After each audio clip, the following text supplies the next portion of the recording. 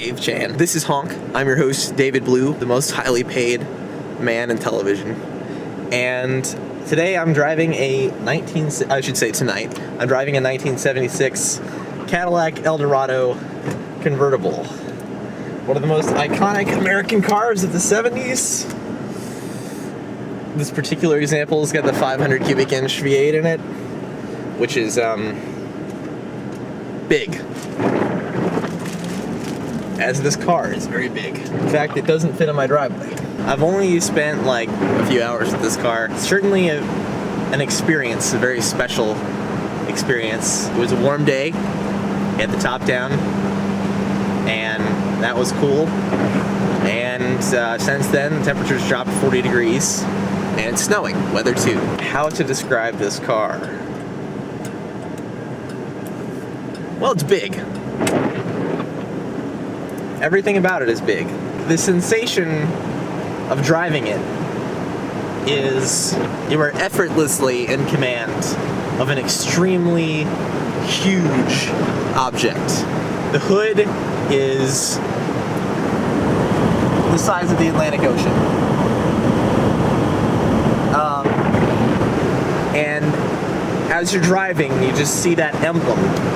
And you control the destiny of that huge hood and that emblem through this steering that's so ridiculously light.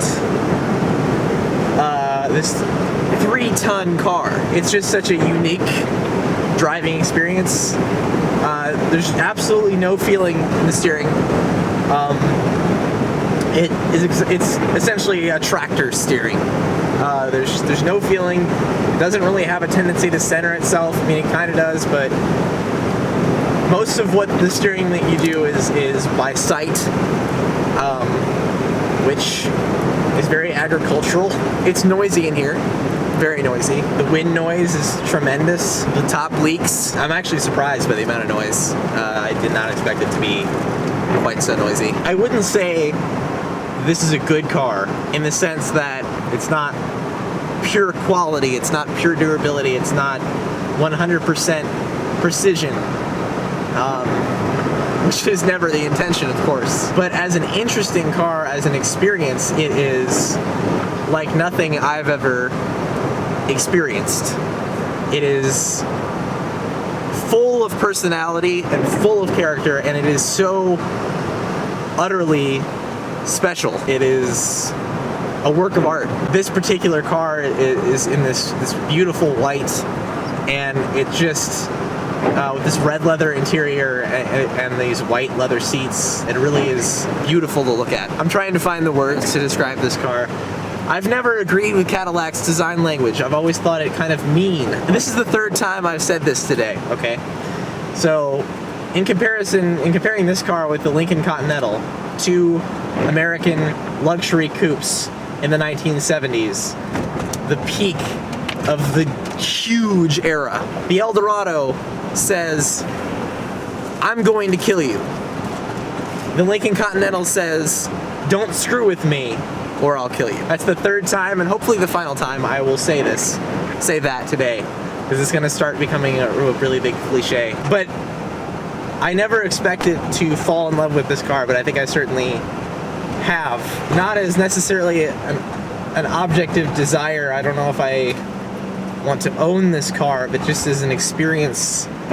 There are at once so many things, so many inputs, and so little that it just makes for a tremendous ride. One thing it does succeed at as a large luxury car is it absorbs bumps very well. Unfortunately, it also feels like it's going to fall apart. And sounds like it. But that's kind of to be expected. This is an all-original car. Absolutely no modification whatsoever. You know, it's 40 years old, almost 40 years old.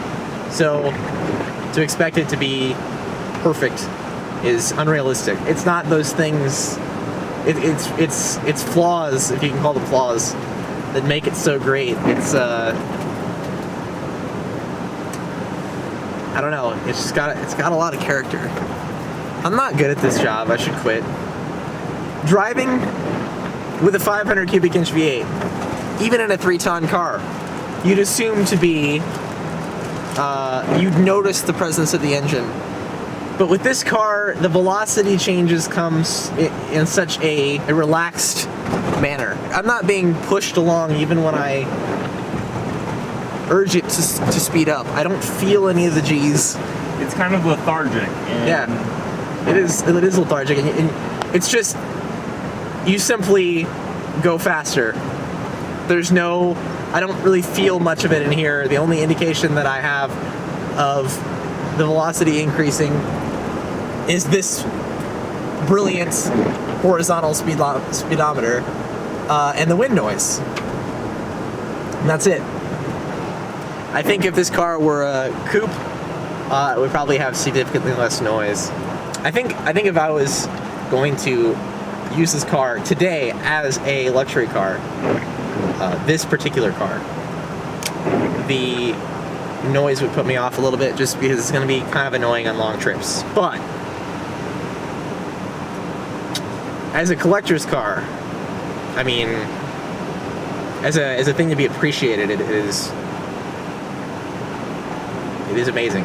There is a profound lack of urgency in this car. It seems like no matter where you need to go, no matter how late you are to whatever oil executive meeting you're going to, 30 miles an hour is all you need.